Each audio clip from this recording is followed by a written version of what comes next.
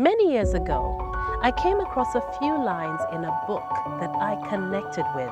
They were, "It's easy to judge, but you never know another person's heart, what gives them strength and what breaks them down." I have learned to listen more and speak less.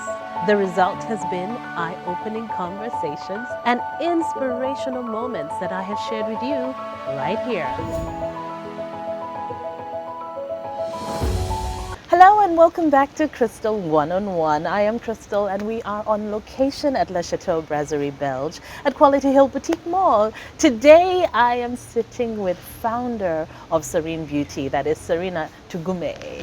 Hello. Hi, how are you? I'm good. How are you? I'm good. I just had a flashback seeing you in your yellow dress many years ago. I know.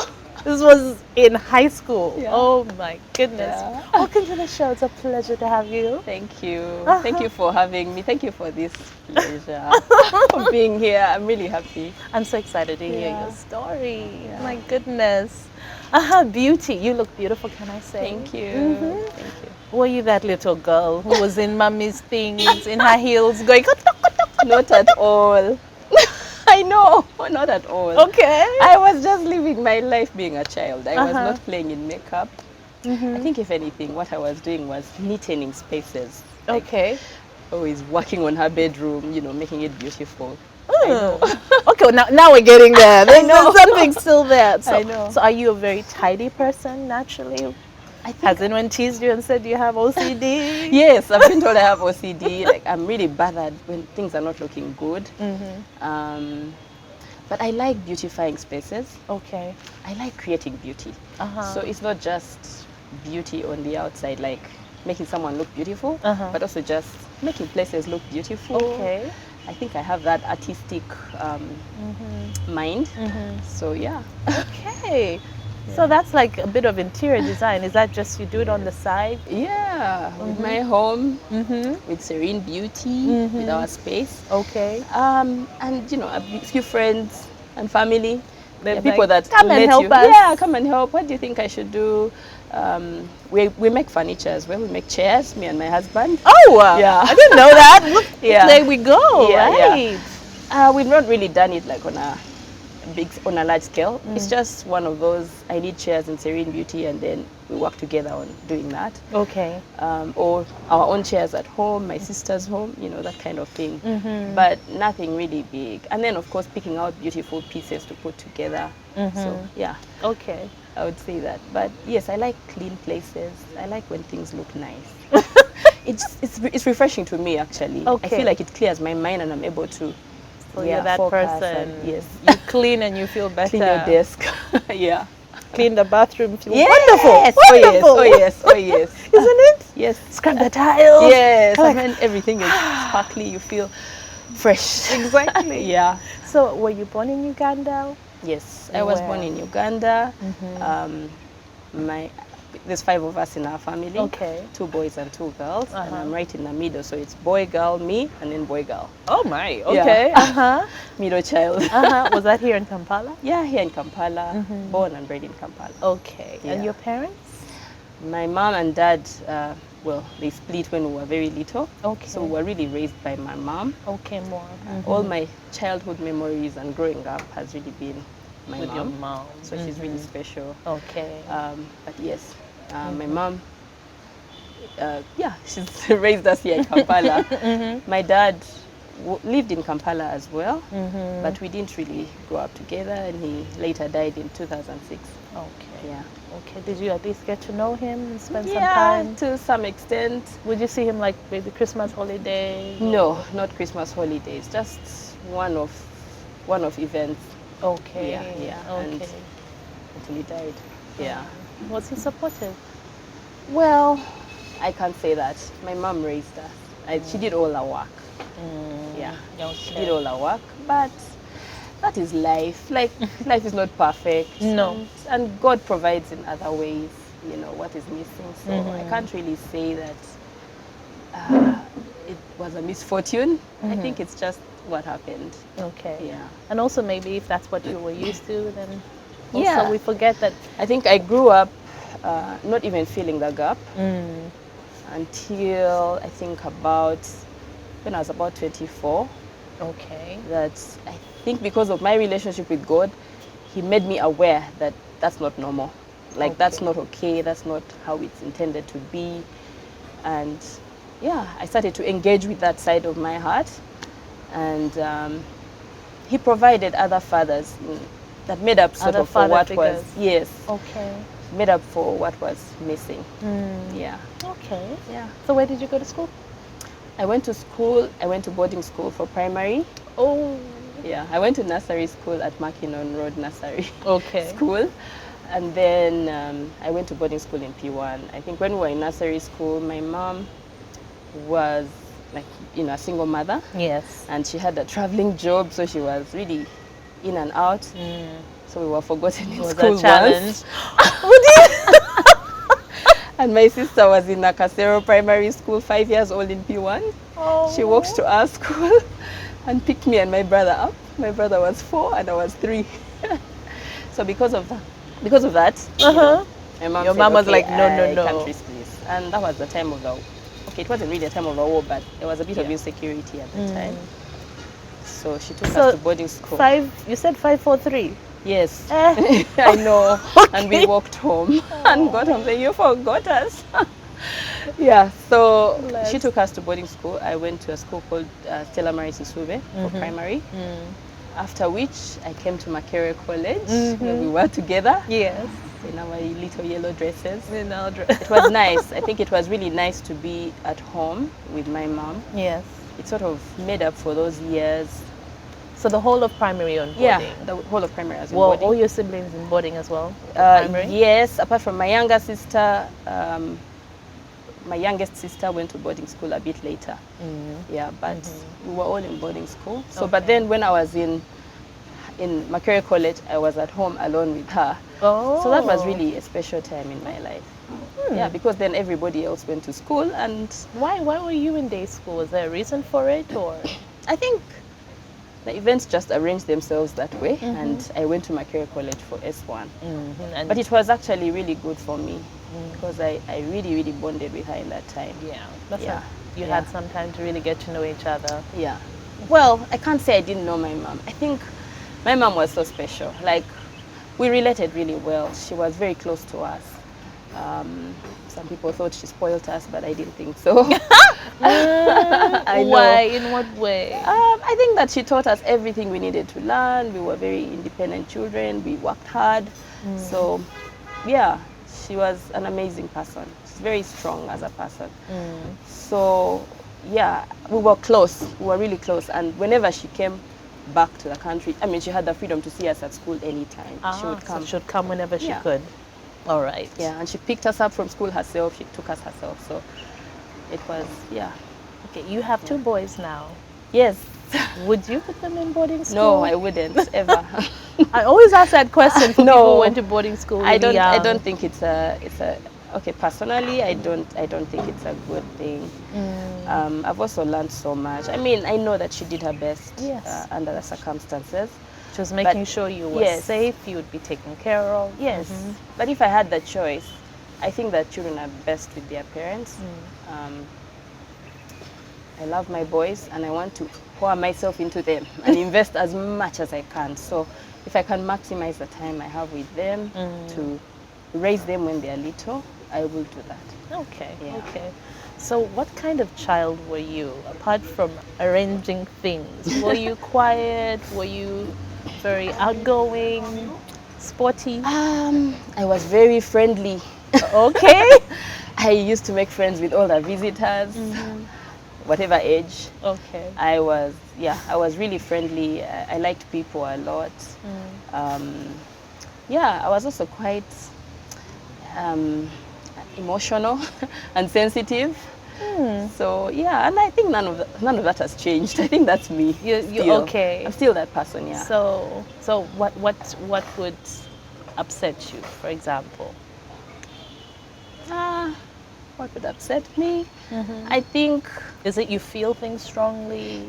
Yeah, I feel things strongly. Like I think that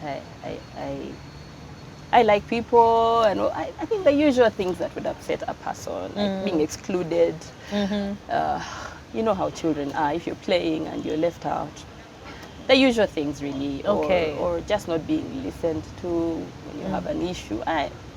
The usual things really. I can't say anything really particular. Are you close to your siblings? Yes, I would say so. Yeah. Yeah. No fighting? I mean, all children fought when they were young. We used to fight. We used to fight. That happened. We used to fight, and sometimes you'd have some on your side. Sometimes the others are on your side. So, yeah. But I love each one of them. They're all different and very different from me. We are all different. You're all very different. Yeah. Okay. I think I'm the most outgoing of them all. Of my sisters, at least. My sisters are both introverted. Okay. And also different from each other. And my brothers are they're outgoing. Yeah, they're outgoing, but yeah, we're all different. Okay. Yeah. All right, so Macquarie College. Yes, Macquarie College for S1 to S4. And then I went to Green Hill Academy for HSC. Okay. Yeah. All right. So that was really nice. I think that of all the schools I went to, I think I had my best time in Green Hill. In Green Hill? Yeah, I think that Green Hill was... Were you still a day scholar even then? Yes, I was a day scholar.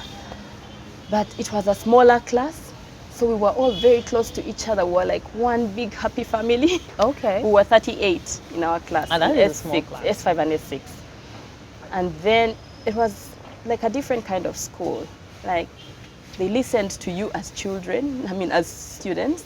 They cared what you feel about how the teachers are teaching you. Oh. And then you had like special attention. Like if you were not understanding what's happening, you'd get extra help.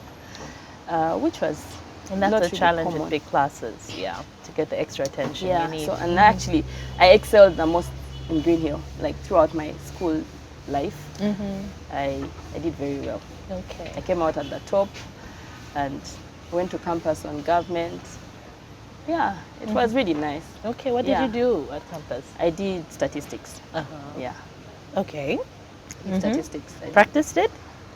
Well, I think that you need statistics everywhere in life. Okay. So I haven't like worked as a statistician, but I mean you need statistics everywhere. Okay. Yeah, because statistics inform decisions and things that you're doing. Yeah, but when I left campus, I first worked with Ministry of Education. Oh, okay. I did. I was a monitoring and evaluation officer for 3 years. That's interesting. I know, doing research, monitoring and evaluation. So I guess I used statistics then. Yeah. That was like really natural for me. It was easy to do. Okay. It was a really learning experience. It was tough. Like I think most first jobs are tough.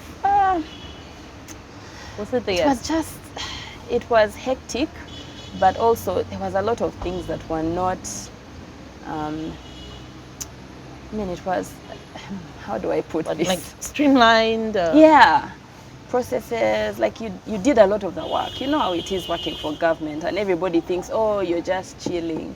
No, we were not chilling. We were working hard. Like, are you sure? Oh, You weren't coming in at 9 and going Not out for at tea all. at 10 and Oh, lunch no. at midday? I used to go to work at 7 a.m. and sometimes I would work till 10 p.m. I know, You like were no, cheated. I think that the younger people sort of do all the work. But it was nice. I really felt like it was a good training ground. Okay. I learned so much, and then I also really bonded with my colleagues. Okay. So even wherever we are now, like we really like each other. Okay. Yeah. So then I left because I was doing my master's, and I felt like I'm not learning anything new, and I need time to study. So I stopped. I mean, I quit the job without a job. I was still staying at my mom's, so that sort of helped. Yeah. And I was able to just focus on my master's while looking for another job that would inspire and challenge me. Then I got a job with Hima Cement later that year. I did some things in between, short-term, projects. So then I went to Hima Cement, and it was such a wonderful experience. I worked there for 6 years. You were posted there, is it? No, this I was here. based in Kampala, Okay. but my work took me out of town. 6 years? Did you say? Yeah, 6 years. I used to travel a lot to Kasese, to Kamwenge. Yeah, and I was single. I really didn't care. And then I was traveling a lot. I enjoyed it. I was learning many things. So I ended up doing marketing and communication. my boss at that time really helped me identify that that was like a natural space for me. So I sort of found my way there. I moved away from, you know, statistics and analysis and things like that. I was using it more in my marketing and communications work. Okay. Yeah. So then I left. I mean, in 2000. Wait, what year was that? 2011, 2012. 2012. 2012. Okay. I thought I got bored. I felt like I have learned everything I need to learn, and I need something new. Okay. So I really. How long? So that's after 6 years. Yeah, You're in like, my okay, 6th year. I needed a challenge. Yeah, I felt like I need a new job. I need to learn. So my former boss had left.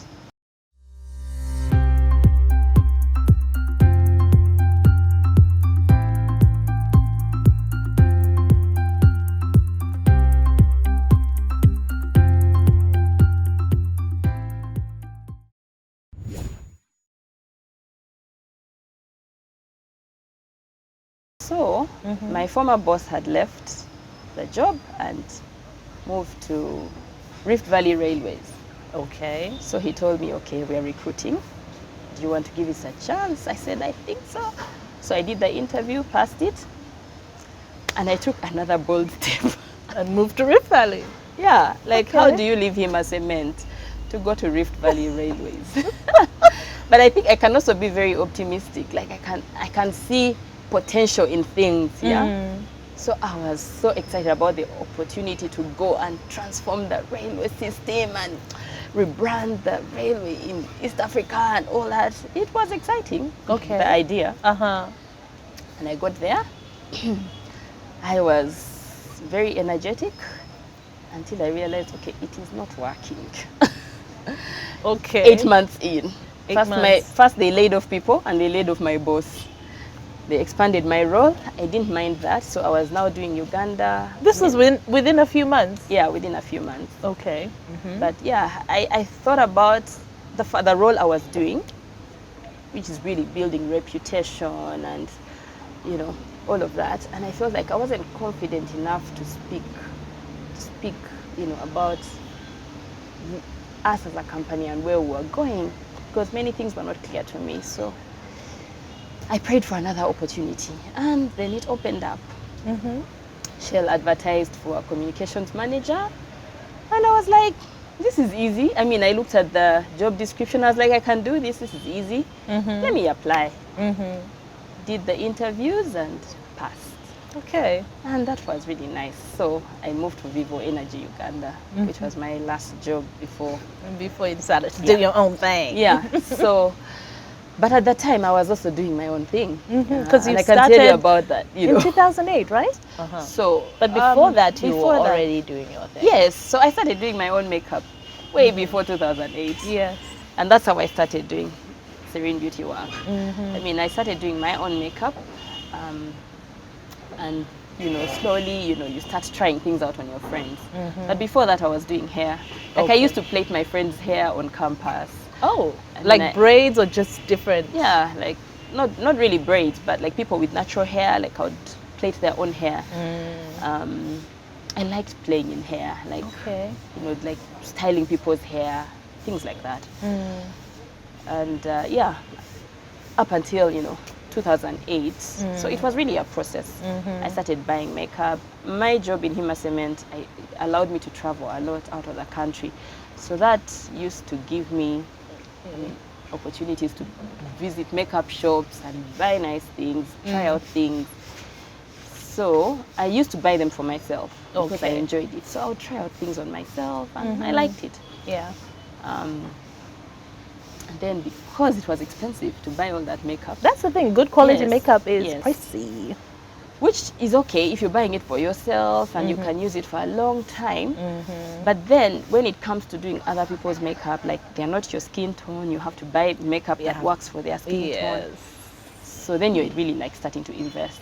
So because of that, I would like buy makeup to work on my friends, and then I'm like, okay, I'm stuck with it.